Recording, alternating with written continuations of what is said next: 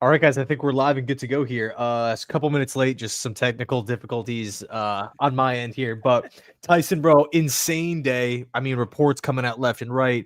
Connor Hughes, Samini, Schefter, Rappaport, Rosenblatt, Aaron Glenn this, Aaron Glenn that. Just tons of stuff. Things are going well. He ends up leaving the building. How you feeling? How you feeling about just everything that's kind of going down? Obviously, it's just like a lot of information to kind of process, despite it seeming like Aaron Glenn is still the favorite in New York. It's a wild time, man, because you want to be excited, but you have concern. It's not done yet. And then you see all the reactions and overreactions and the comparisons. It's a weird time to be a Jet fan because you want to buy into things, but then you have that little part of you that's a little bit concerned. And it's interesting. But I think when you look at the reactions overall, I think I was most surprised by the overwhelming disappointment that you saw expressed from a variety of levels, from fans, from the media, where it's like the Jets should know what they need, and that is you need a experienced head coach, an experienced general manager, and right now they're going to be doing pretty much the opposite of that. And it's being met with disappointment, like, "Oh, this is terrible." Where you can make a case it's not ideal, but you can make a case where how it could work. Are you surprised by some of the reactions of like the negativity surrounding these hires? Well, to be honest with you, not really, just because no hire is going to please anyone. Or Right. sorry, everyone. You know what I mean? Like the Jets can trade a first round pick and go land, Mike Tomlin or Sean McVay. And there's going to be a subset of fans that don't want to do that. They would rather go with somewhere else. They'd rather talk to, person A, person B. And everyone, what's cool too is everyone, obviously is entitled to their own opinions. Yep. They can like guys and not like guys. I mean, who knows how these coaches and general manager candidates are all going to work out, especially the first time guys. Yeah. I think, I mean, I guess it's hard to say you ever get irritated with someone else's take. At least for me, it's just, I always try to take everyone's, opinions and takes, just open-minded and just, like, hey, let me hear where you're coming from. Why Right. don't you like this? Why do you like this? Do you like Glenn? Do you not like Glenn? That whole thing, because again, there's not the perfect hire. You can talk about Glenn, Flores, Vrabel, Pete Carroll, Bill Well, Belichick, any coach that was in this cycle, you can poke holes in their resume. and I think the thing is too, it's like we have our wish list, but of the wish list, how many were actually realistic? Like how many of the wish list were actually a chance? Like Vrabel wasn't a chance. Mike McCarthy, for whatever reason, didn't want to come here. Pete Carroll wasn't coming here. Like the top guys weren't coming here. So your ultimate wish list, your best case scenario, for me, wasn't happening. So it's all right. We have to pivot. We got to go here. So then it goes to your second tier guys. Brian Flores, Aaron Glenn, Vance Joseph, Arthur Smith, Matt Nagy. And then it's like, okay, based on what you're looking for, who is your best match?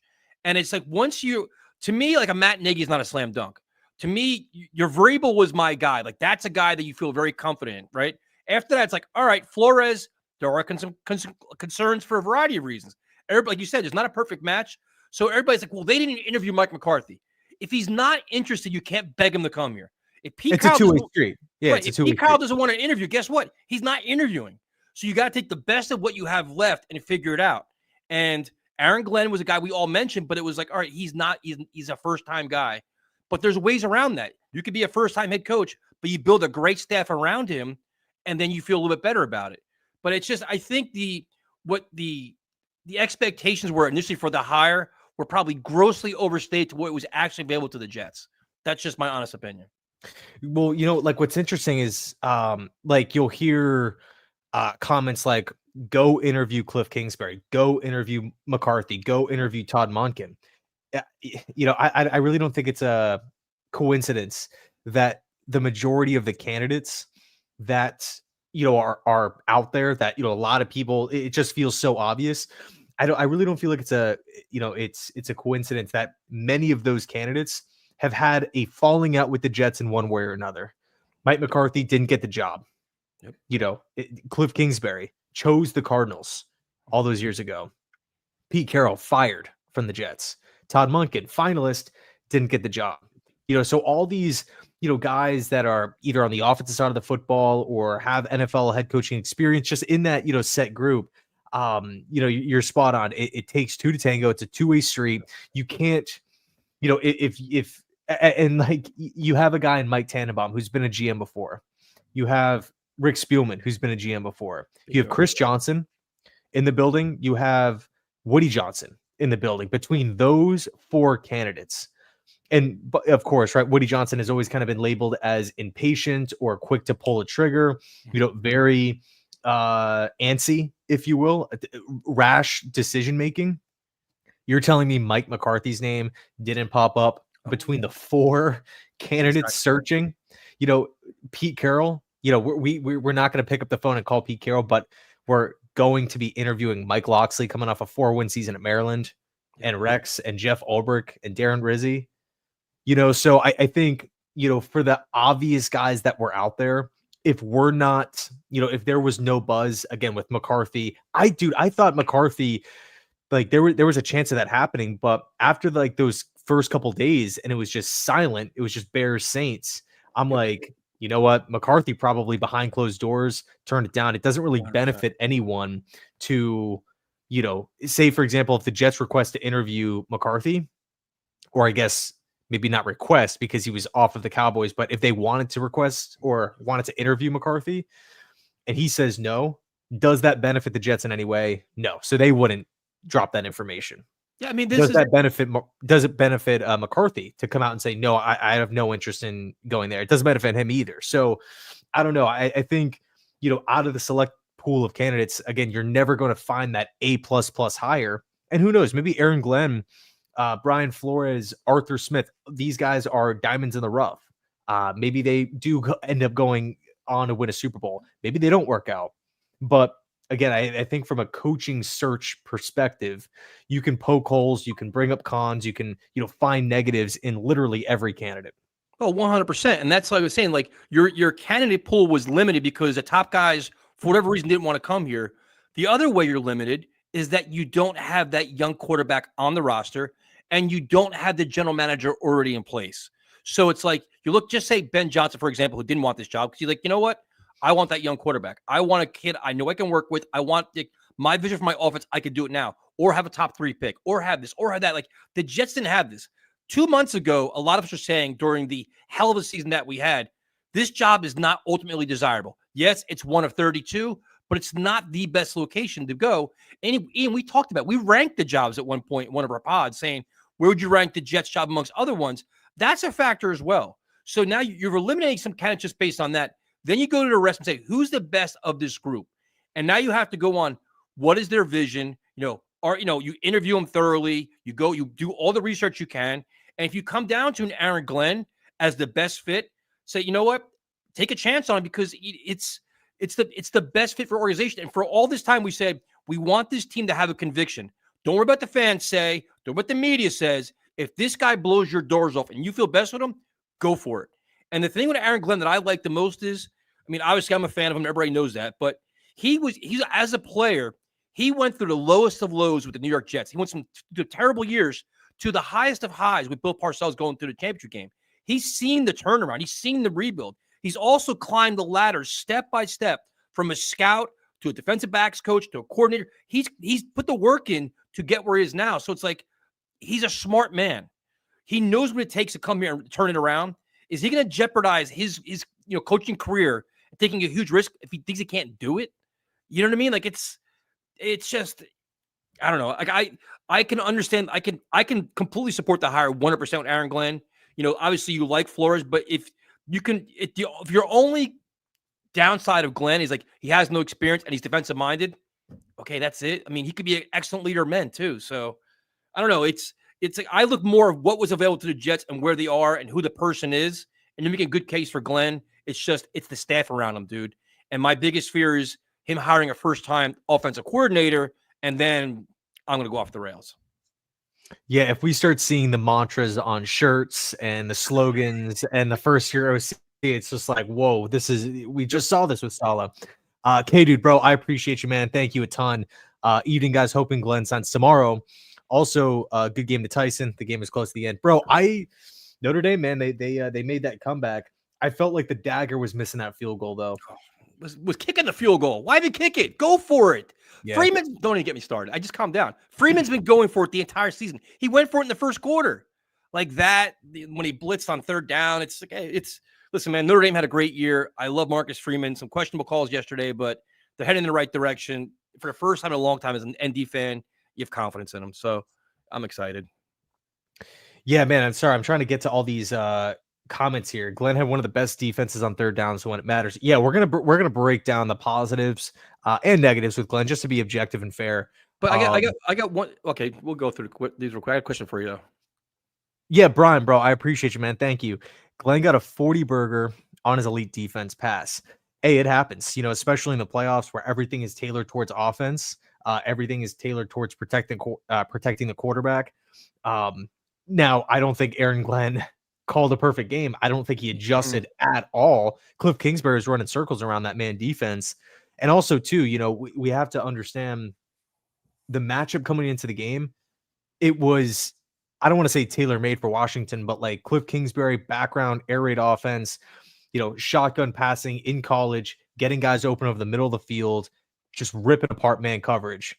That's what the Lions defense is kind of based off of, right? That press man on the outside. And my best friend's a Lions fan, my buddy Kyle. He was so pissed after the game. But I was thinking to myself before, I'm like, you know what?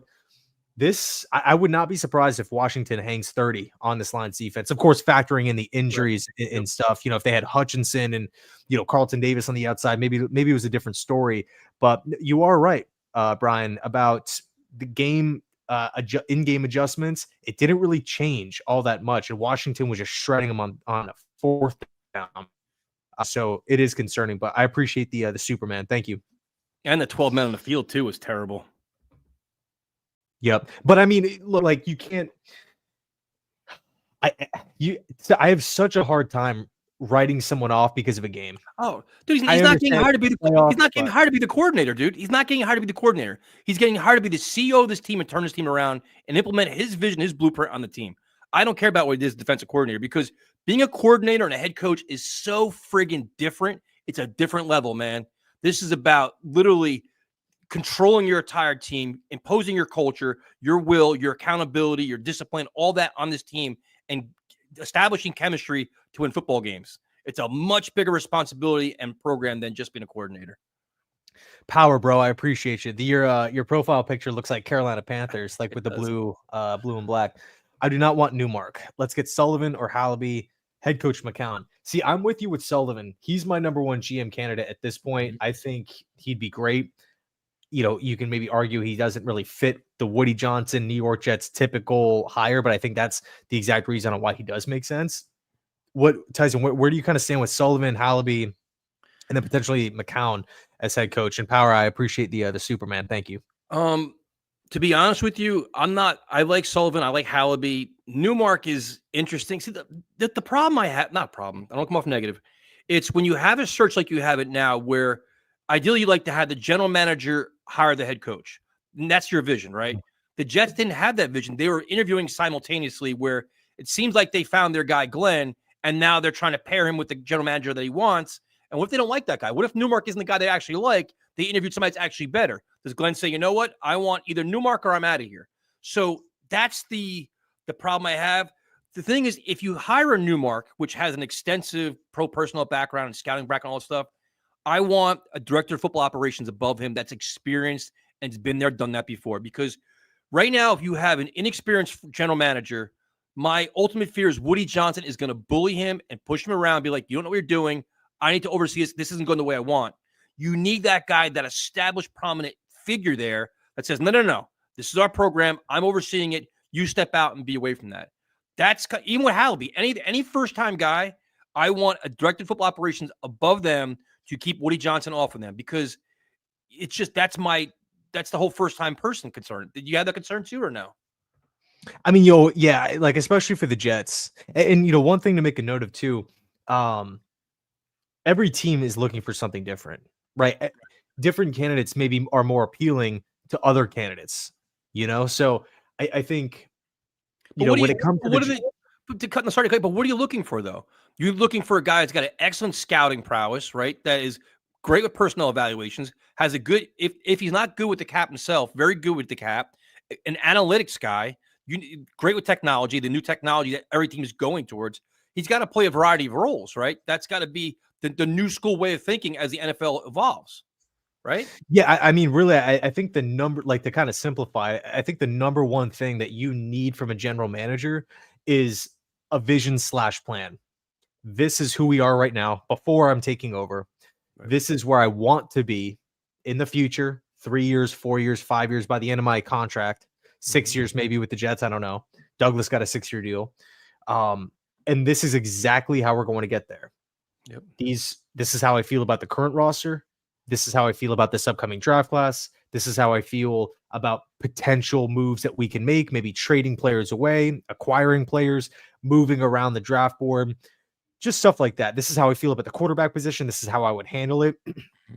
Having the vision slash plan, I believe, comes before anything. You can be the best financial negotiator with agents out there. But if you don't have a plan, if you don't have, an idea on which free agents maybe make more sense, then you kind of run into a big roadblock once free agency hits. You can be the best analytics guy out there.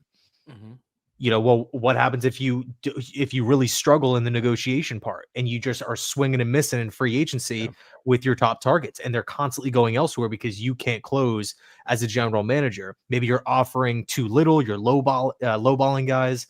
You are, looking at free agents and maybe you as a general manager are arrogant and you're kind of viewing the Jets, you're putting them on a pedestal, right? On a high horse. No, you're lucky to come here, and that turns people off. So there's a million different issues that you could run into as a general manager. But to kind of go back to what we were talking about before, which is the whole experience versus inexperience thing, I think the one thing that we have to point out when it comes to experienced general managers of the candidates, right? Out of the open or available candidates, they were fired for a reason.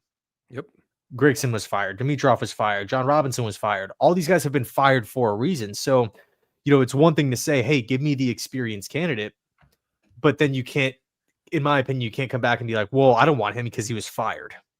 Yeah, but that's, to me, it's like, no, and I think the concern that you have is that the Jets in their current state, you don't like learning on the job comes at a price. You're good, like mistakes you're going to make as you learn on the job as your first time head coach or first time general manager.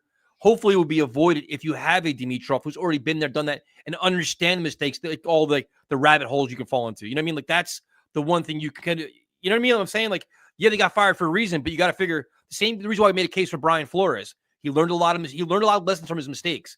You figure Dimitroff, who's dying to get back into the NFL, there you go. I've learned it. Here's what I would do differently now. With a Newmark, he hasn't done it yet. So he's got to learn on the fly, and we have to endure those mistakes as he figures it out, which is, you can do it. He may not make a lot of them. He may be solid. Who knows? But that's the only response I have to that. Yeah, it's totally fair. You have to be fair. You have to look at things with an open mind. You have to be objective when you're talking about this type of stuff, right? You, like, as an owner, Woody Johnson, he needs to have the self-awareness.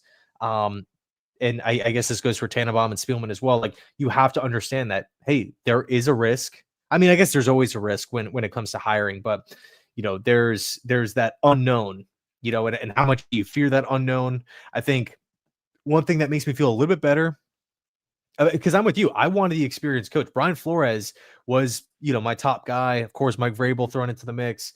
I wanted that experienced head coach. We've been talking about it for literal months, dude. Yep. And Glenn doesn't have head coaching experience. Newmark does not have general manager experience. But the one thing that I feel like I can hang my hat on, and this is not me just trying to be a Homer Jet fan grasping at straws, it was 2 former GMs that have handpicked this pair. In Tannenbaum, and if this was just Woody and Chris making this decision, no Tannenbaum involved, no Spielman, no 33rd team, do you feel a little bit differently? This was all Woody. He headed up the search. He was doing the interviews. You're killing me now, because now I have to answer this one now. See, now I can make a very good argument that going into this coaching search, I'm not even being a jerk. I'm just being honest. Going into this coaching search, I think everybody pretty much had Aaron Glenn on the list as a candidate. So for the 33rd team to help get Aaron Glenn in the building, Is that really an accomplishment? I think everybody had him as a hot coordinator. Him, Ben Johnson, Liam Cohen, Joe Brady. They're all the names everybody got. It's a matter of which one of these guys would actually talk to the Jets. And as a former Jet, it probably piqued his interest. So you can make a case. Yes, I understand what you're saying. Like, you have two reputable NFL guys helping Woody Johnson get these guys in the room. They help pick them. The Newmark thing could probably help there, where you can kind of, check his background and see what he's doing. But I don't know about that. I don't know about that one. But the one thing I ask you about Newmark is, could you see Phil Savage staying with the organization and being not his right-hand man? Because you got to figure, they blew out Hogan, Alexander, all these guys are gone in the front office. Could you see Phil Savage, who's still signing players as a couple days ago, maybe sticking around and helping Newmark with like a transition as he gets used to the role at the Jets? I do like that. Yeah, I've always kind of liked Phil Savage. I'm not saying he's a top 10 general manager or anything crazy, but I do think, hey, let's keep someone in the building that knows where the Jets currently are, has witnessed firsthand what the issues are. But he's not in a position. It's ultimately Newmark's call, and it does kind of feel, man, like the Jets want Glenn number one priority. And if we think back to all the reports that were coming out weeks ago about how the Jets could very well hire a head coach and then have that head coach help pick out his GM, and a lot of those reports were talking about Mike Vrabel, of course. And I'm sure we had the debate on the pod whenever that thing was. I think it was like it was right before Vrabel got hired. All those reports were coming out like during that interview. That first wave of interviews when Vrabel first met with us. But I think Savage he's an interesting guy to keep around. If news comes out, I'm not going to be like, yes, let's go, we're doing this. Huge step in the right direction, but I do think it maybe speaks to continuity. Now, I will say, if Newmark doesn't want him or says, hey, I have maybe a better option over in Washington or Detroit, wherever, then I'm going to go with him because he's going to be the general manager. But I personally wouldn't be opposed to it. Jerry, bro, I appreciate you, man. Thank you. What do you guys make of Aaron Glenn in points allowed? 2021 31st, 2022 29. 29th, 23rd, 2023, 23rd, 2024, 7th. I'm hearing a lot of slack given to him for the Commanders and how we shouldn't judge based off of one game. Yeah, it's an interesting point, Jerry. And again, thank you for the 10, man. I appreciate it. I think one thing that we have to factor in when Dan Campbell and Aaron Glenn took over, and Anthony Lynn, for that matter, when they first grabbed that job, it wasn't viewed as desirable. You look at the last handful of draft classes made by Bob Quinn and Matt Patricia as the head coach, and they were absolutely god awful. So there was a transition period. The Lions lost a ton of games early on. They had a lot of holes. They really lacked speed. I mean, think about this. All of the players that are stars on the Lions right now: Gibbs, Laporta, Penei Sewell, Amon-Ra St. Brown, all these different guys, right? Williams, Kirby Joseph, Hutchinson, McNeil, the list goes on. They were all of these guys were brought in by this current regime, Brad Holmes and whatnot. So, and Newmark and Glenn, obviously Newmark wasn't there, most recently, obviously with Washington, but I think whenever you are stepping into a situation where it's, hey, we got to completely rebuild this thing because it is not in a good position. We don't have, a roster that's up to where we want it to be. It's going to be a learning curve because, it was Aaron Glenn's first time as a DC. It was Dan Campbell's first time being a head coach. That was a team that lost a lot of games. But, I remember, and again, I kind of keep tabs on the Lions because of my buddy Kyle. We'll talk every, after, the Lions games and stuff like that, like what we saw and everything. And his big thing was, they're fighting in every game. Every game they're losing, but they're losing by 3 points, by 7 points. And they're taking these stacked rosters to the end, and we're rolling out undrafted free agents and mid-round guys. So personally, I do think it's a great point that you bring up, and it's something that we need to make a note of here, points allowed. Because because obviously those numbers are, I would say, pretty atrocious outside of 2024. I mean, that's just not what you want to see. But I think also too, factoring in how good the offense has been over these last couple of seasons, scoring a lot of points. The other teams are in throw now mode, get down the field. We got to keep up. Because we know the Lions are going to put up points. But, I think there's a lot of ways that you can kind of break it down, but it's definitely interesting, man. Yeah, 100%. Well said. Yeah, it's you can pretty much break down stats however you want for any candidate you want. You can make things look good, make things look bad. You can question certain things. It's now the one thing is with Newmark though. You mentioned something interesting where the bad drafts that the Lions had, he was actually in the facility when that was actually happening. So Mhm. like that's if you like I'm not dumping on Newmark at all, but like you can if you want to poke holes in him as a candidate, you can be like he was with the Lions a long friggin' time, and a lot of those times it wasn't very good until Brad Holmes, the company, took over and things changed a little bit, and he got credit for making certain moves, like being a part of certain decisions. So it's interesting to see how you can kind of cater what you like and don't like about Newmark. Sure, but I guess maybe my argument to that would be, Lance Newmark literally spent 26 years with the Lions. Over 50% of that time he was a scout. True. So are we going to be, in what world are we taking the dysfunction, the losses that the Lions have had over all these years and saying, well, Lance Newmark, you're a part of it. Yeah. Why aren't you digging the Lions, right? This team that couldn't get it right. Why isn't this scout digging us out of the hole, right? I feel like it's unfair. It's fair to say he's seen a lot of losing, but I think it's unfair to place the blame on him for not turning it around quickly. And Now, even when he no, go ahead. go ahead. No, good. No, yeah. So even when because he was constantly promoted from within the organization, outside of the years as a scout, he ended up turning in or jumping to assistant of college personnel. And he held that role for a little bit. So again, over 50% of the time, he was either a scout or lower on the totem pole. And it wasn't until later on in his Lions career where we ended up seeing that turnaround, right? The higher that he climbed within the organization, the closer and closer the Lions got to flipping the switch. And also, too, we have to factor in we can't just erase what's happening in Washington this season. That is, to me, the storyline of the season. Daniels, Dan Quinn. Obviously, Lance Newmark is not the only reason why Washington is where they're at, but he does play a role. So it's like, yeah, he was with the Lions for a long time, but I feel as though it's unfair to say, okay, well, Newmark's been a part of the losing, and it's he doesn't really know what winning looks like until Brad Holmes got there.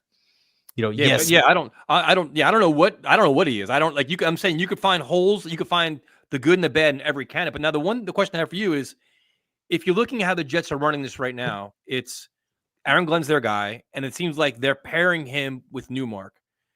Do you think, as a first-time head coach, he should be able to have that power to do that? And like, do you feel like if it was Vrabel saying, you know what, we talked about it. If Vrabel wants so and so, let him do it. Would you feel comfortable if this is Aaron Glenn's legit guy and they say, you know what, we're going to trust you on this. We want that symmetry. Should he have that power to do that at this stage of his career? I think it's a good question. I honestly don't. I think what is ideal is all three parties, Glenn, Newmark, Jets, all of them are on the same page. Right. And this is something that we were talking about weeks ago, man, or as the weeks were going by. This is one of the benefits that you have with interviewing GMs and head coaches separately in two different lanes, because the Jets can meet with Newmark and collect information. Mm-hmm. They can meet with Glenn and collect information. And if both candidates check out, excuse me, and both candidates want to work with each other, and the Jets like both, then we are smooth sailing, right? But I don't think that, say the Jets interviewed Aaron Glenn and it was an A+ hire or a A+ interview, right? Like he smashed it out of the park. This guy's awesome. He's the guy for the job. And we also interviewed Lance Newmark as well. And we're like, okay, like not really feeling it. I don't think we should just bow down to Aaron Glenn and say, yes, we will, go out and Right. hire the general manager, even though we interviewed him and we don't think he's qualified. Then Right. I think it's a bit weird. If Aaron Glenn had 5-6 years of head coaching experience with a Yep. winning record and maybe some playoff appearances, maybe. Um, and you can argue, maybe Ben Johnson would have been given that power. Like Vrabel was obviously, kind of involved with those types of talks, power structure within an organization. But yeah, I think that it's a little too much power for me personally for a first year head coach. Because I was curious if that was the case, because if you look at it, Aaron Glenn's leverage was the Saints. So he could say to the Jets, listen, I know you want me, but I want my guy as GM. If not, I know Mickey Loomis. I've already worked underneath Mickey Loomis. I can go back to the Saints. I wonder if I'm not saying he did this. I'm just saying, trying to figure out the pairing of him and Newmark seems very convenient. They worked together with the Lions. Great. But was he the best candidate the Jets, interviewed for this job? Or did they cater to Aaron Glenn to appease him and keep him here instead of having leave him going to New Orleans? Yeah, I mean, I guess we'll never really know, because we don't know what's being said behind closed doors. Um, I mean, the Jets interviewed freaking 15 different candidates for GM. They interviewed 15 or 16 candidates for head coach. So with a guy like Lance Newmark, yes, of course, obviously it's convenient that there is that connection there, and it definitely feels like it's Glenn, and we really like you, and who's maybe someone that you like. I have no problem. Again, dude, if the Jets want to go down that route, hey, Glenn, we really like you. We want to make you the guy who's your GM that you want to work with. And he says Lance Newmark, and Spielman, Tannenbaum, they look at their notes and say, hey, He's good. he did really, really well too. We really like this guy. So let's move. Right. But if they look at their notes and they're like, nah, he bombed it, then bit of a roadblock. Then it's kind of like Aaron has to convince me as Tannenbaum or Spielman or Woody or whoever, sell me on Newmark. Why is he so good? Because we've done the job. We've been general managers, and we didn't really walk away that impressed. Then you factor in he's a first year guy. I also, I like other candidates out there too for the Jets. So I personally don't think the Jets should completely sell their soul for Aaron Glenn. I think it'd be a good hire, but I don't think they should just give him all the power, that you could possibly give a head coach. And power that, bro. I appreciate you, man. I have this comment up. I'm gonna get to it. Tyson, what were you gonna say though? No, I'm curious about that, which we'll never find out, about his ability to kind of pick his own GM, which would be kind of concerning if that's the case as a first-time head coach that, with his experience level. The other thing I'm most fascinated with is his pay, what they're actually going to pay him to come here. Like, I'm assuming they're all going to get 6-year deals. I think that's what Douglas, I know Douglas got that. Did Saleh get 6 too? I think he did, right? Was he 5? No, I think Saleh got a 4 or 5. I'm figuring they're probably, to come here, I think you're going to have to give them at least 5 or 6 because they want a chance to rebuild it and see their whole vision out. But I'm fascinated to see the money. Have they said any money about Ben Johnson yet? I think it's 13 for Ben Johnson. Now, where does that put Ben Johnson, the top coaches in the NFL, in terms of pay? I don't have the list. I could pull it up, but I would assume that's higher than the average. The average first-year head coach, 13 is higher than what that guy would typically get. So if Ben Johnson got 13, you figure Aaron Glenn's got to get in the same ballpark, right? That's probably more than some of the top coaches get. It's got to be like top 10, top 12 coaches in the NFL, isn't it? In terms of pay? Well, I think it kind of goes back to what we were saying, when Douglas and Saleh were let go, where, hey, the Jets have a huge question mark at quarterback. We aren't really in the best financial situation. There's athletic articles, Woody question marks, ownership structure question marks. Right now the Jets don't have the best reputation from like an optic perspective from the outside looking in. Like if I was, if like Aaron Glenn it's totally fair game for him to ask about the Madden ratings and stuff, and something that we were talking about is you might need to overpay to get a quality candidate in the door. And if they have to overpay, I really don't care because it doesn't count against the cap. That's kind of how I look at it. If it counts against the cap, then I really factor in, but Woody can afford it. Yeah, that's most. I'm just fascinated to see what that money is. I know the reaction is gonna be wild, like, oh, he's getting paid more than Harbaugh or whoever. It's gonna be like, oh, well, it's. I think you pay a Jets tax. You know what you're inheriting here too. So, Well, so I mean, like, let me ask you. I think I know the answer, but would you rather give Glenn, make him a top 6 or 7 highest, or no? Let's cap it. Would you rather make Aaron Glenn as a fan a top 10 paid coach in football, or settle for your 4th or 5th option? oh no, listen, if you peg him as your guy, if this is the guy you're saying we 100% believe in you, we know the Saints are there, want your services as well. If it's a little bidding war, they're offering you 11 or 10 or whatever it is, and you want 12. It's not our Woody Johnson has paid nobody so far. So if you got to pay him, he has to pay him. But it's just it also get rid of the notion that Woody Johnson is being cheap too, because the notion was that he never paid for Vrabel, he wouldn't pay for Gruden, he wouldn't pay for Carroll or whoever else. If he pays $12 million a year to Aaron Glenn, he's paying big money for a guy that's relatively unproven. So, Yeah, so power nap. Jets will never win consistently until they hire a head coach that can identify a franchise quarterback, develop and oversee play calling for 10 plus years. Josh McCown is the guy.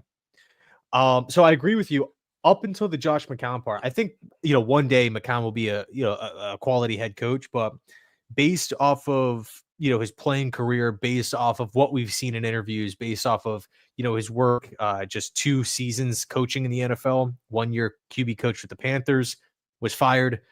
And then this season working with the Minnesota Vikings, KOC, Wes Phillips, right? That offense is just a machine. Number 1 receiver, Hawkinson, a tight end, Addison, a solid 2, Aaron Jones, a good offensive line. To me, I just need to see more. I need to see more from Josh McCown, maybe as a play, because we have so many unanswered questions with a Josh McCown at this point in time. I like your way of thinking though. Offensive mind, that's how a lot of success, right? That's like kind of the Green Bay Packers mold, right? Get an offensive mind that oversees play calling that you plan to have for a long time. That's Green Bay. And obviously Green Bay is pretty damn successful. now this is a perfect feed off of Power Nab right there. Is okay. You need that franchise quarterback. You want to find that young quarterback, but in the meantime, you have a Hall of Fame quarterback on your current roster. How do you feel now about bringing Aaron Rodgers back with this head coach, or do you want to see the offense? You don't think so? Nope. I just don't want the potential distraction. If Aaron was 32, 33, 34 and had 5-6 years left, I think my answer would be different. But right now, I mean, we're probably only going to get 1 season. If he comes back, the cap is the cap gets affected pretty big in 2026. I don't want there to be a potential rift between Rodgers and the next coach. Now, who knows? Maybe Rodgers comes in and it's just like, hey, you're my favorite coach of all time. Maybe they get along great. I don't know. But for me, I would rather move on. I'd rather just cut my ties. And I think maybe sending, I don't think anyone's going to trade for him, but if you maybe just release him, if he still continues to want to play, he can go have an opportunity to sign elsewhere. The Jets can be done with it. And I think really the worst possible situation for the Jets is living in the I don't know category from Aaron. Either you want to come back or you don't. And chances are he's not going to give the Jets a direct answer like, the day after we hire our coach. So I don't want this thing to be dragging into draft prep, free agency. And we're like, yeah, we don't know if Rodgers is going to be here. That to me just feels like such a big distraction that is just unnecessary. Tyrod's under contract. Jordan Travis is under contract. We could sign a quarterback. We can draft a quarterback. 4 potential options here, not named Aaron. Nothing against Aaron, but just looking at it's just the facts, the money, the age, the window, potential distraction, potential butting of heads if there is a disagreement, right? Because Rodgers is still a future first ballot Hall of Famer. Yep. He still has pull within that locker room. What happens if Aaron disagrees with something that Aaron Glenn wants to do, or disagrees with the OC and battles back, or pushes back at those coaches? Do other players look at that and kind of disregard the coaches? Like, no, Aaron knows what Aaron knows what he's doing. I'm going to go with him. I think you just run into a myriad of issues with stuff like that. No, I completely agree with you. That's where I was like, everybody's like, oh, you have to bring back Rodgers now. To me, it's almost the opposite. I'm like, now it's almost you don't want to bring him back because you have a whole new mindset, a whole new leadership, a whole new plan here where You want to have one voice, one vision, one this, and you don't want that one guy in the corner to be like, yeah, not for me. Like that's, like the whole pushback you talked about, or that other voice in the locker room. I think you need to remove that, and you need to bring in your guys. Like you need to have Aaron Glenn, his captain, his leaders, his little lieutenants in the locker room. It's like a changing the guard here. Yeah. So ML, I appreciate you, man. I don't know if you meant to send in a question here. I'm just trying to make sure that, like if it came in separately, I don't see anything. So if you had, a question or comment, bro, please leave it. I'll get to it for sure. I appreciate the 10 mock draft, please. We'll get to it. It's tough to do a mock draft when teams, not only just the Jets, but Jacksonville and the Raiders, right? All these teams, we don't know what schemes are going to be running. Yeah. That directly impacts everything, right? You're not going to, especially with things like defensive line play, linebacker play, strengths and weaknesses at specific positions. Until we get the coaching hires, that's when the mock drafts will start to come. And I'm really excited for him. Really, really excited for him. Now I got a question for you. I'm gonna give you my answer, so I won't set you up. Aaron Glenn, defensive coordinator. That's his background. He did openly speak, saying, "You know what? I'm a coach. I know the offense and the defense. I'm gonna be involved in both sides." Do you see a world where he'll call plays on defense? And I will tell you right now, my answer should be, I don't want him to. I 1000% do not want him to do that. He can implement his defense and have his guy, whether it's Steve Wilks or whoever it is, run it for him. But I genuinely don't want him calling plays. I think it's me personally. I'm an older fan, probably skeptical, but I think it's too much for a first-time head coach that's trying to oversee a lot and accomplish a lot. I'd rather him kind of sit back and look and hear both play calls. Here the offense, yeah, I don't want that. Change that. Here defense, I don't like change. He has the power to overchange things, but not be directly calling the plays. What do you think about that? Connie, I appreciate you. Thank you. Thank you so much. Awesome. I love Connie. Yeah, awesome. I know she's great. Yeah, go follow her on Twitter if you guys haven't already. She's awesome. But no, Tyson, to answer your question, I'm with you. I don't think it would be the end of the world if Glenn wanted to call plays. If he comes in and says, this is something I want to do, then I'm not going to be like, oh, what the hell? Like, what are we doing? That type of thing. But I think that's like my ideal setup or structure. And by the way, Aaron Glenn is still not even hired. Like, he left the building. Who knows what's going to happen tomorrow? It's happening, dude. It's happening. You know what's going to happen? It's going to happen when the stream ends. Yeah, I know, right? No, so for me, my kind of personal outlook on the whole coordinator setup, Glenn, obviously head coach.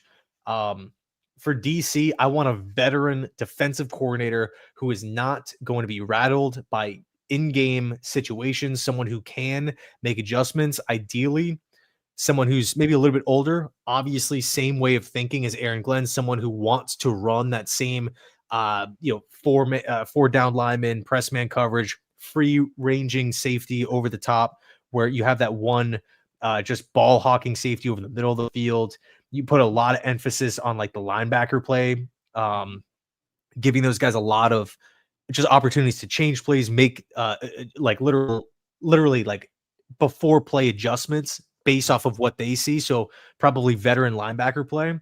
But looking at that defensive coordinator, I've never really been the biggest Steve Wilks guy, but he does check that box of calling plays, having responsibility, former head coach, former interim head coach with Carolina.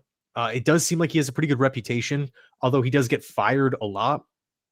Fired in Arizona, fired in, so many different places. Carolina and Missouri, 49ers most recently, I believe.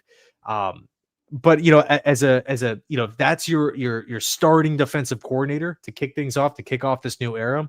I'm not going to sit there and push back at it, right? He if he wants to run a similar system, he wants to take the reins and call plays. He wants to take pressure off of Glenn, and they're not going to butt heads. I think that's awesome. And then for OC, I think that's where. So in other words, I think Glenn is going to want to. I'm going to assume Glenn wants familiarity with DC. Someone, hey, I can trust this guy. Yep. He can run my defense. We have the same way of thinking. I like what he has done throughout the course of his career. I like when we've worked together, whatever. Mm-hmm. With OC, I think that's more. I think that could be like the more out of the box signing, right? I don't necessarily think, okay, we're going to go get the guy from the Lions. Mark Brunell or whoever, any one of those guys. I think the OC Glenn is going to want to go out and get the best candidate possible, no matter if he has ties or not. Just my guess. I'm hoping that's the case. I'm hoping there's two things: the offensive coordinator and the offensive line coach. The offensive line coach has to be solid, dude, because you need to. The Jets have some talent now on the offensive line. You need to mold it, develop it, and help it grow. And I think it's probably some cleaning up there as well. But would you be with the offensive coordinator? Do you want an experienced play caller that's already done that before, or would you? Yes. What about you? 1,000%. I think it's a must. Now, the one thing you wonder about is it a guy that's got like 1 year experience, like that young hotshot guy, or would you want even more experience, a little more tenured? Because the fear you have with the young, like say Josh McCown for whatever, say you get Josh McCown, which I don't think is going to happen at all. But if you get him as your offensive coordinator, my concern is it's going to be a 1 year deal. He's gone this year. Like he's going to have a great year, but oh, now I'm a head coach. I'm out of here. And you're not going to get that stability that you need as an offensive coordinator for the foreseeable future. So how do you handle that where you don't want a 1 year guy? You want a guy that's going to be at least here 2, 3, 4 years because you want to mold your young quarterback. The last thing you want is say that the Jets draft a young quarterback this year and you're changing your offense every other year because your coordinators keep leaving. How do you prevent that from happening? I mean, that's kind of the reality of football, right? I mean, look at the Detroit Lions. Losing Ben Johnson, losing Aaron Glenn, probably going to lose some assistants too. It's up to Dan Campbell to kind of fix that and move forward. Look at, Josh's team here, Tampa Bay. Bowles takes over. It's Byron Leftwich not getting the job done. He has to adjust. Dave Canales, he's elite. Head coaching job.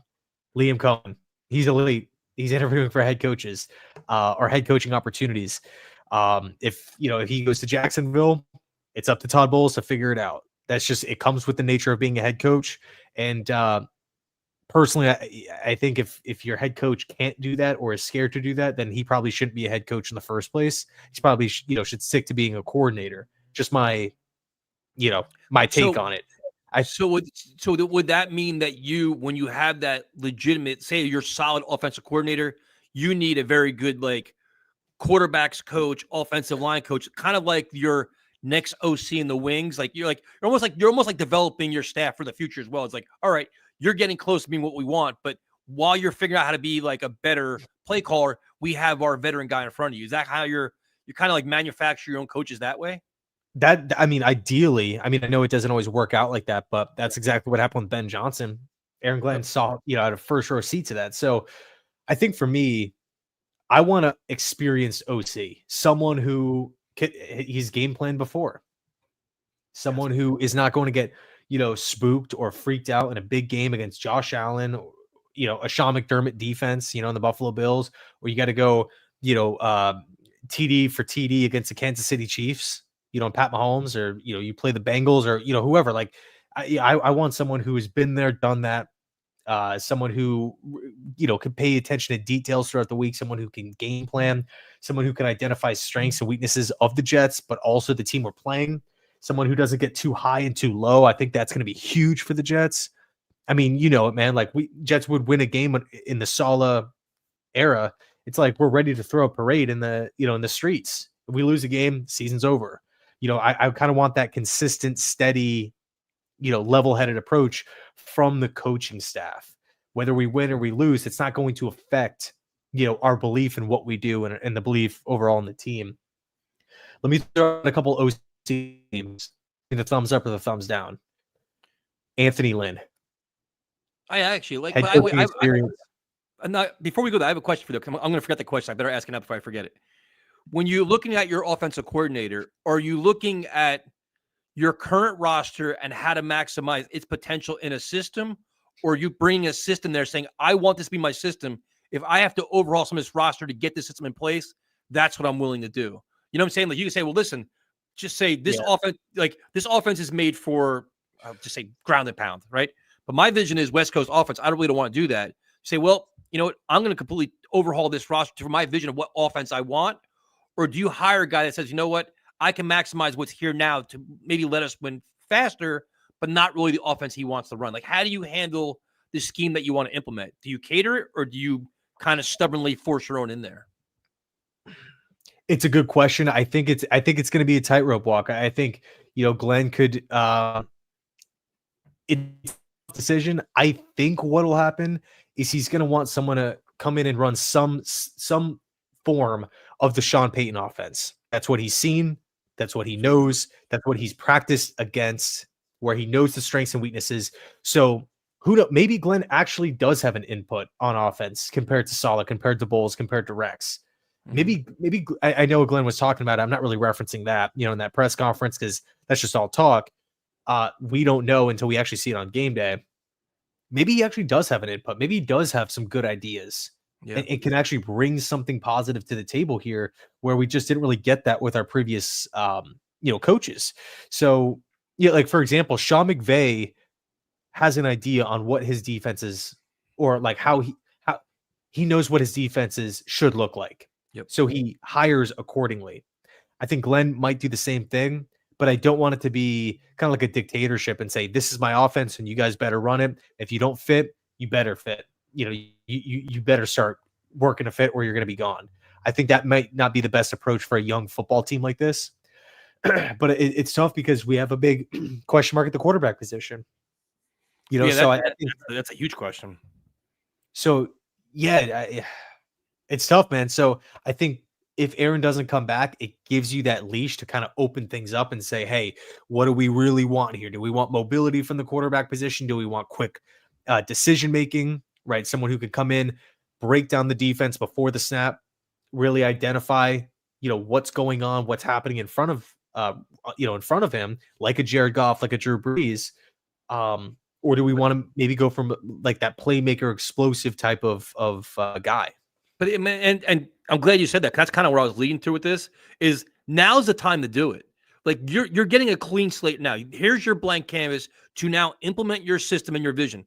Don't delay it a year to appease people, or because this is what I think. Like this is your blueprint for the future. Establish what you want and how you want it. If you want physical, nasty defense, that's man coverage, whatever else, all time press, fine. Do it. Like start it now, so you establish your program going forward. So your general manager knows what you want year in and year out. The players, like everybody knows what you're all about starting this year and going forward. Don't put like band-aids on stuff this year and next year we're going to change because now we have our guys. No. Start it now. Clean up. If it's contracts you don't like, you have to change it, change them. If players have to go, it's, like, remember when the Jets got rid of Jonathan Vilma? I was pissed. What didn't fit. That's the way it works. But I think, dude, you got to make tough decisions this year. Don't delay it, man. And that means hiring a coordinator that you believe is your guy. And it may not be perfect this year. It may be ugly. It may not be, it could be growing pains. I'd rather do it this year, dude, to be honest with you. I would too. Rob Ryan, it's kind of like a trendy name, but he actually makes a ton of sense. He's got hired, didn't he? USC, but I mean, I'm sure he can work something out if he's offered the defensive coordinator job for the Jets.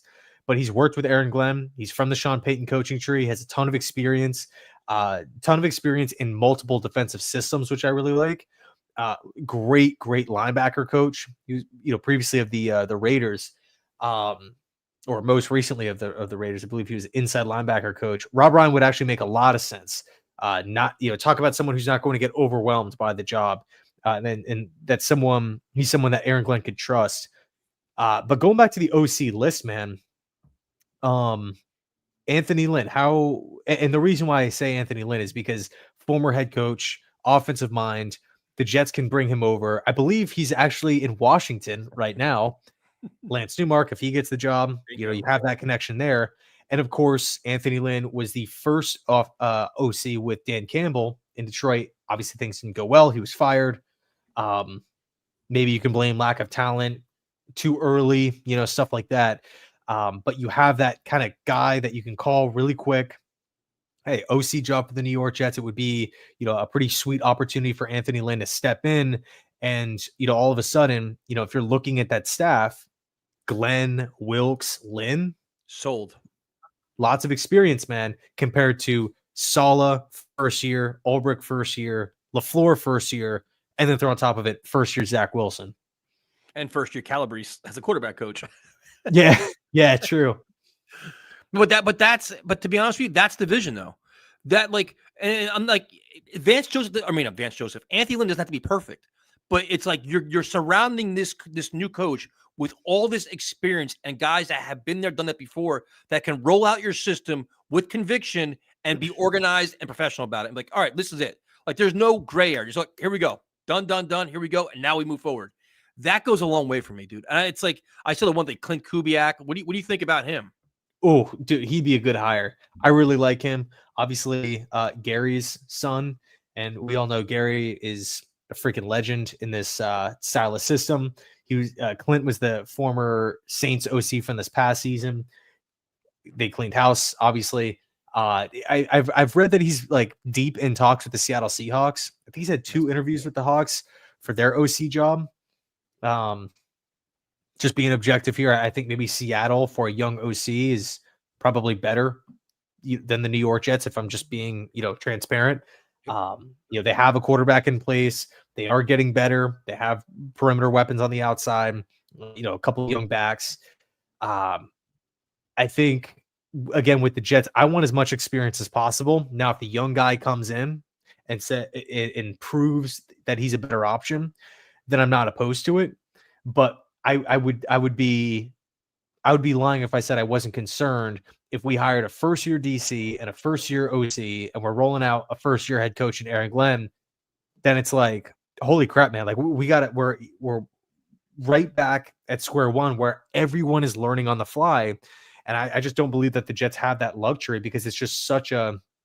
And I'm not, by no means am I saying we better win 10 games, we better make it to the playoffs next season. I just don't want there to be those enormous expectations immediately and everyone's head is swirling. And if we go on a losing streak, no one has answers. So we're reeling, we're searching, everyone's down in the dumps. Things get stressful, things get anxious. I don't want us to go down that path again. Well, especially when you have guys like Breece Hall and Garrett Wilson saying this is the worst year of their life.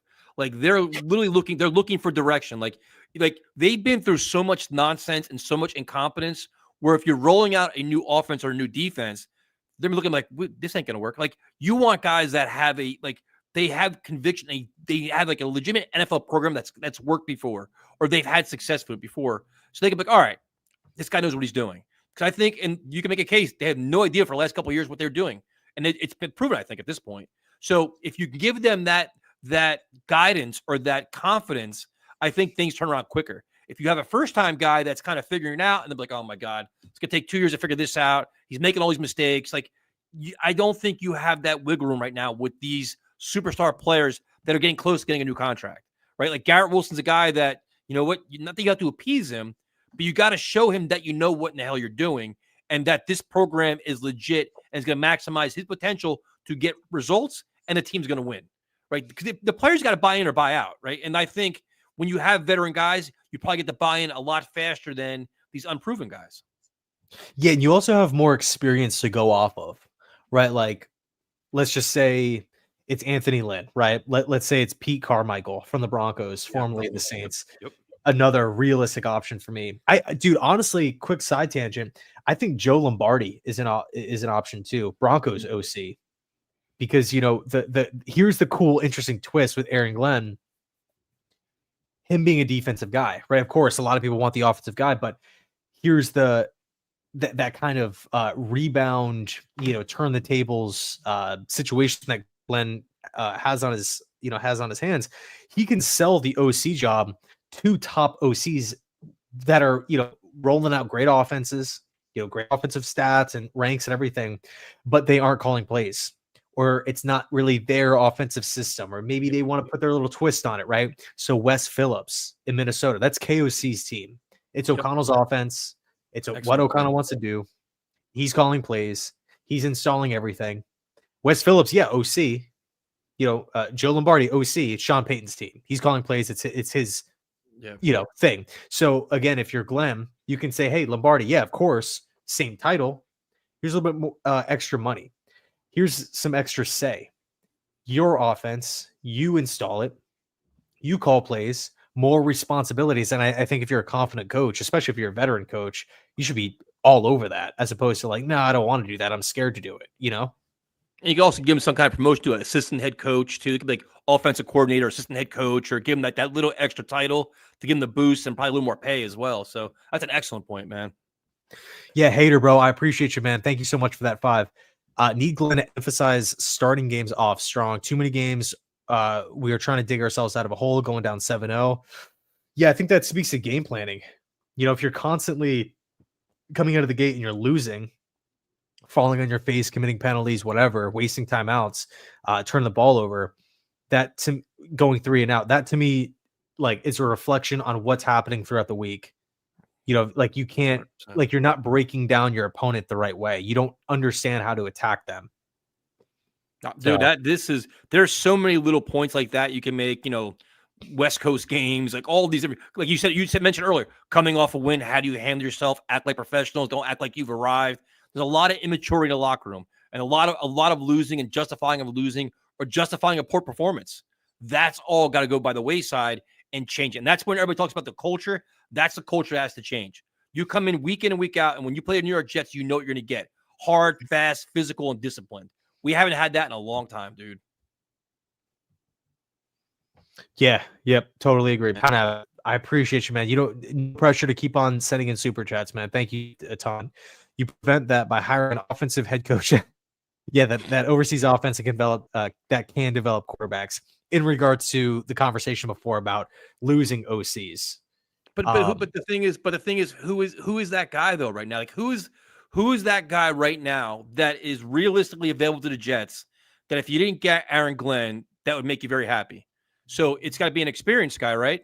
So it's going to be what? Matt Nagy, Arthur Smith, and who? Like realistically, there's not many options because McCarthy's not coming, Cliff Kingsbury's not coming, Todd Joe Brady's Monken not isn't. coming. Nope. Yeah, Joe Brady's not going to do it. There's been no sort of buzz, not only with the Jets but any team out there with John Gruden. Nope. So like that's and like we agree with you. That's why when we talked about it earlier, like, well, based on the candidates that's available, who's the best of the bunch? And if you want offense only, then you have to sell us on Arthur Smith or Matt Nagy because there's really nobody else they've interviewed that qualifies as an experienced head coach that has play calling background. There's not. And Yeah. Nagy right now is under Andy Reid, like you talked about recently. It's like, I mean, I don't know. Yeah, and like, if the Chiefs go and freaking three-peat this year and he doesn't take a job and the Chiefs roll into next season and they get the 1 seed again, Matt Nagy all of a sudden, maybe he's a candidate for the Titans job if Callahan doesn't work out. Borgonzi just got the gig over there, so I don't know, man. I think it's totally cool. It's totally fine to have preferences, but I think it's really important to, like, based off of those preferences, looking at what's actually out there and what could actually happen. Yep. If like dude, we were talking about it, man, like all these head coaches that all these offensive coaches that I would have loved. Kevin Stefanski, if he came available, Mike McCarthy. I mean, I felt like we were talking about it when that news initially broke. We had the podcast that night. I'm like, dude, he'd be in my top 2, top 3. 100%. He doesn't want to come to the New York Jets for whatever reason, QB situation spurred before. Then there's really nothing we can do. I don't want the Jets to get desperate here. $20 million to come, coach the team, right? Obviously. So yeah, out of the available candidates, you just got to go with the best one. Yeah, and like everybody's talking about Cliff Kingsbury. He's not interviewing anywhere right now. He's literally saying, "I want to enjoy this run. I'm focusing on my team, and then after it's done, then I'll do interviews." And he can pretty much pick any job he wants right now. At this point, with the background he has and the experience he has, he's not picking the Jets, man. There's no way. Yeah, I mean, I think I know the Saints have interest in him, but I don't think he's going to go there. I think there's probably other options. Arthur Smith feels like Adam Gase. Yeah, probably because they were unsuccessful in their first gig. They're both like offensive guys that aren't considered leaders or motivators. So I think maybe that's that you kind of get that draw or that, that mental connection. Yep. Everything with our Jets has to always be dramatic. God willing, this ends tomorrow. I have faith in Aaron. He was my favorite player growing up, and he was my favorite candidate in this head coaching search. Yeah, it'll get done. It's going to be interesting, man. I think really what it comes down to is the staff construction, because that is one of Salah's biggest failures, staff construction. 1000%. I mean, that just, like I say the word Hackett and you'd have nightmares. You know what I mean? Keith Carter, Todd Downing, I liked Mike LaFleur. I didn't think he deserved to be fired, but it's not like he was a top 10 OC. It was tough, man. It's tough. I think I think we're seeing something similar, or we could see something similar happen in Atlanta with Raheem Morris, first year head coach last season, first year OC, right? And Zach Robinson coming over from LA. And then they had Lake at DC. They've already fired Jimmy Lake. And you saw Robinson down the stretch, like, run out of answers on the offensive side of the football, to the point where they just have to pull Cousins and put Penix in. Yeah. So I don't know. You don't want to be ending every offseason with like 1,010 questions about, like, should we fire this guy? Should we keep this guy? To completely wipe out the, everyone involved with the running game, stuff like that. You don't want to be in those situations. Especially if you have a young quarterback here. That is the perfect recipe to ruin them. You need stability. You need continuity. You have to have it. Yeah, so Eddie, we were talking a little bit about this before. How do we know that McCarthy didn't want to be interviewed? We don't know that to be 100%, but if the Jets are running their search with two former general managers and extremely quick trigger, impatient owner, Woody Johnson, who's been known to chase after the big names, and factor in Chris Johnson in as well. So between the four guys, we're interviewing Darren Reese, Mike Loxley coming off a 4-win season at Maryland, Jeff Ulbrich, like Pete Carroll or Mike McCarthy or Monken or any of these guys. They just are like those guys are just off the list completely. That just feels so unlikely. Like, who are the Jets to say, no, we're too good for these guys, but we're down to actually sit down and give Ulbrich a fair crack at an interview after every dysfunctional thing that we saw this season, Yep. I agree. Completely agree. Let's see. What do you guys think about that? Let me see. Clint Kubiak. Okay, here we go. Yeah, Clint Kubiak. Yeah, so we were just talking about that. I mean, he obviously son of coaching ties, right? He did fantastic. I think the Saints offense put up back-to-back 50-point games in weeks 1 and 2. Derek Carr was just slinging it down the field. He had that offense moving, but the Saints had a lot of injuries. They had questions with the O-line. I like Clint Kubiak a lot. I think maybe ideally I would probably go with a more experienced guy, preferably a former head coach if we could. But if Clint Kubiak is the guy that the Jets hire as OC, I'll be freaking pumped. Yep. I have no problem whatsoever. How do you feel about Justin Fields at quarterback? Depends on who the OC is, right? If we want to go, if we want to hire someone like Pete Carmichael or, again, Lombardi or someone like that, I don't really know how I'd feel about it, because I think we'd be putting a lot on Fields' plate as far as like pre-snap recognition. What is the defense doing? Yeah. Beating teams within the pocket. I don't really think that's Fields' game. But if it's Anthony Lynn, someone who's worked with, Tyrod Taylor before, someone who was a part of many, many different offensive staffs. He's over in Washington working with Jaden Daniels, mobile quarterback. I think it maybe makes a little bit more sense. Of course, if we missed or if the Aaron Rodgers situation is no longer. But Tyson, dude, did you want to cover anything else?